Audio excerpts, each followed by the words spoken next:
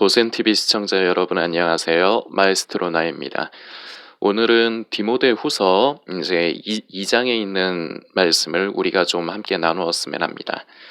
2장 23절부터 편의상 23절부터 제가 읽어 드릴게요. 어리석고 무식한 변론을 버리라. 이에서 다툼이 나는 줄 알미라. 마땅히 주의 종은 다투지 아니하고 모든 사람을 대하여 온유하며 가르치기를 잘하며 참으며 거역하는 자를 온유함으로 징계할지니 혹 하나님이 저희에게 회개함을 주사 진리를 알게 하실까 하며 저희로 깨어 마귀의 올무에서 벗어나 하나님께 사로잡힌 바 되어 그 뜻을 쫓게 하실까 함이라. 아멘.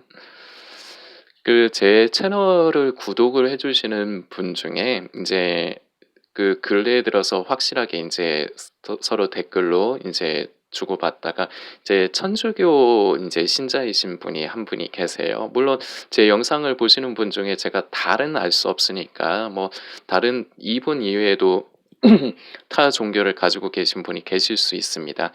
그래서 이제 전에뿐만 아니라 지금도 계속 영상을 올릴 때마다 고정 댓글로 제 채널을 이제 안내사항, 기본 공지사항을 항상 올리고 있는데 다른 종교를 가지고 계시거나 아니면 신앙이 없으신 분이 우연히든 뭐 어떻게 해서든 제 채널에 오실 수가 있는데 그분들께서 제 영상을 보시고 자신의 생각을 말씀을 하실 수가 있으세요. 그런데 아무래도 타 종교이시거나 아니면 신앙이 없으신들의 관점으로 봤을 적에 그분들은 이제 같은 이제 우리 개신교, 우리 기독교의 신앙이 없으신 분들이다 보니까 말씀하시는 내용이 자신의 생각을 이제 말씀 댓글로 이렇게 다시는데 그런 내용이 같은 우리 기독교 신앙 안에 있는 사람들이 보기에는 때로는 우리를 공격하는 듯한 느낌이 들 수도 있고 때로는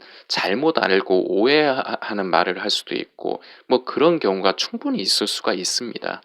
그거 나쁜 것도 아니고 그게 오히려 정상입니다. 그렇기 때문에 혹시나 이제 그런 분들이 이제 제 영상에 들어오셔서 댓글을 다실 수가 있으니까 그런 분들은 혹시나 우리가 공격당하는 듯한 느낌에 아니면은 또 뭔가 잘못 오해하는 듯한 말씀을 하셔도 너그러운 마음으로 이해를 하시고 댓글로서 대응하지 마시라. 그리고 그분을 정말로 위한다면은 예수님의 사랑으로 그분을 위해서 기도를 해주시라. 제가 항상 공지하는 내용 중에 이게 포함이 되어 있습니다. 우리 제 고센 TV 채널을 이용하시는 분들은 아직까지는 다 참 젠틀하시고 참 그런 분들이신 것 같아요. 그래서 이런 부분들을 잘 지켜주고 계셔서 제가 감사하다는 말씀 한 번 더 드리고요. 이분 아까 말씀드린 이제 천주교 신앙을 갖고 계신 분께서 이제 그런 말씀을 하시더라고요. 뭐 기존에 다른 곳에서 자신이 이제 천주교라는 것을 밝히면은 이제 이제 우스갯소리로 이분도 그렇게 심각하게는 말씀 안 하셨는데 근데 제가 그 뉘앙스는 알죠. 기독교인들만큼 참 옹졸한 사람 그리고 참 뭐랄까 참 나쁜 거를 많이 가지고 있는 게 우리 성도라는 사람들의 현실입니다. 신앙적으로 잘못된 거예요. 성경을 제대로 알지 못해서 그런 거예요. 지금 제가 그래서 성경 읽어 드린 거예요. 제가 그냥 말로만 평소에는 제가 성경 말씀 읽어 드리면서 하는 부분보다 제가 성경이 있는 말씀을 우리 실제적인 삶의 표현으로 제가 많이 나누는데 네 생각 아니냐 이렇게 할까 봐 제가 일부러 성경을 읽어 드린 거예요. 지금 디모데후서 제가 읽어 드린 부분이 2장의 23절부터 이제 마지막 26절까지를 제가 읽어 드렸던 거거든요.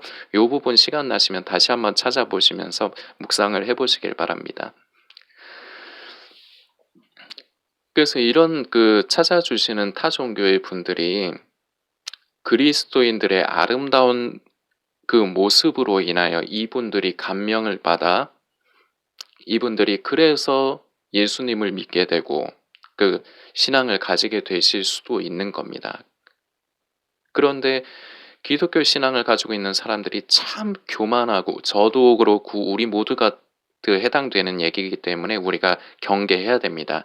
주님 오시는 그날까지 이 부분을 우리가 경계를 해야 되는데 참 너무나도 교만하여서 성령을 따라 살지 않고 육에 속한 자기를 그리스도인이라 성도라고 지칭하는 사람들이 자기 생각에 사로잡혀서 성경적이지도 않아. 성경을 말을 하기는 하는데 성경적이지 않아. 전후의 내용을 모르는 거야. 그러면서 그걸 가지고 사람들을 타인을 공격을 하고 그런 부분이 많습니다.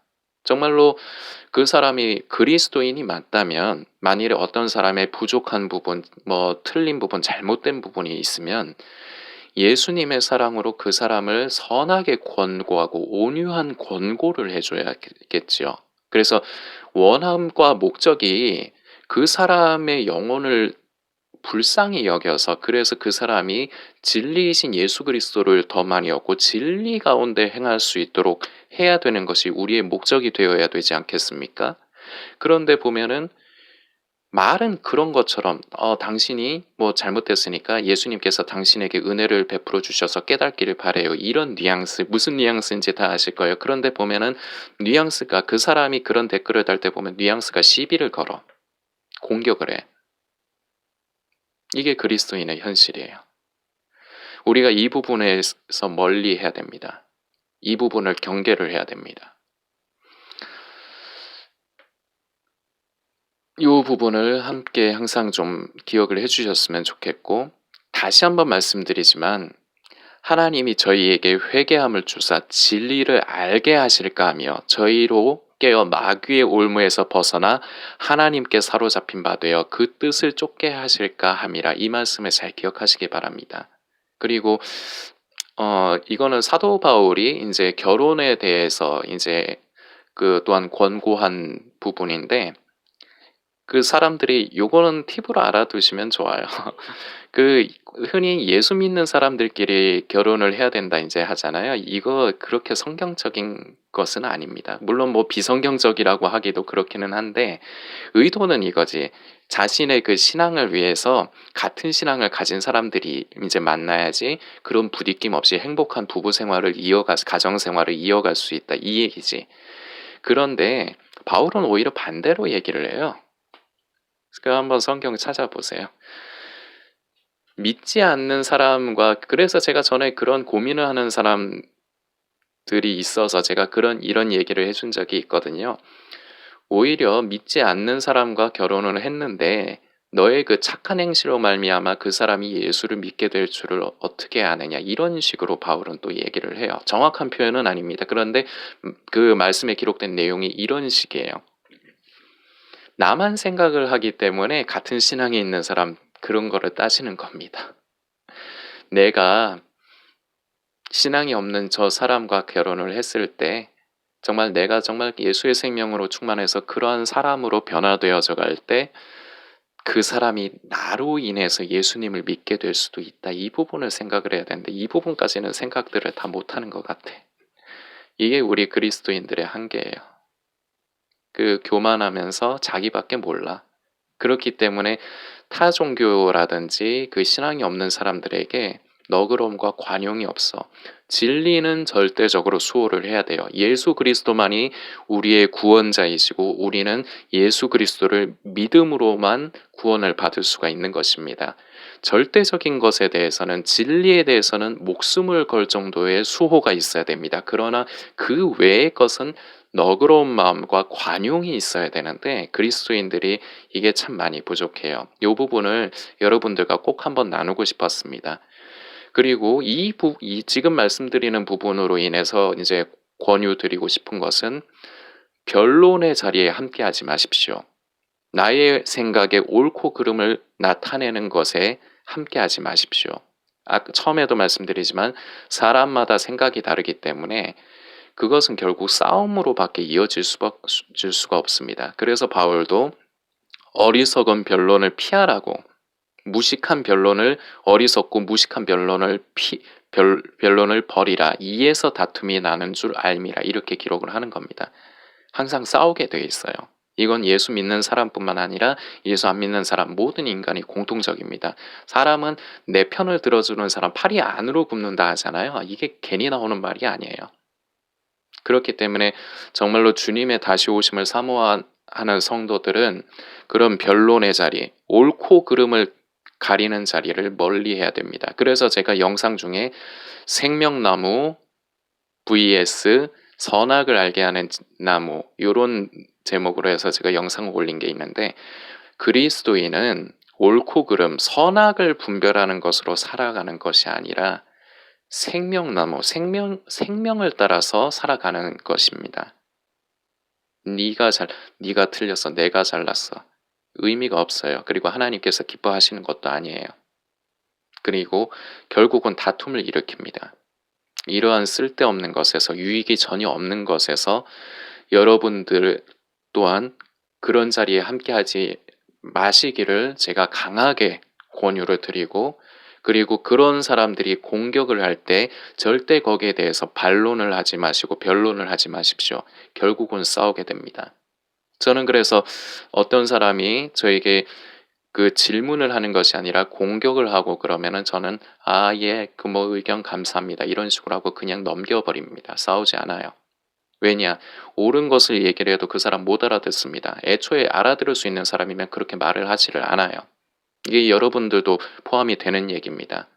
그렇기 때문에 그런 자리에 함께 하지도 말고 온라인상에서든 아니면 오프라인, 이제 내일부터는 저희 교회도 다시 이제 이제 대면 예배, 이제 공예배가 이제 다시 허락이 돼서 내일부터 감사하게 가게 되고, 저 내일 또 그 헌금송을 제가 맡았습니다.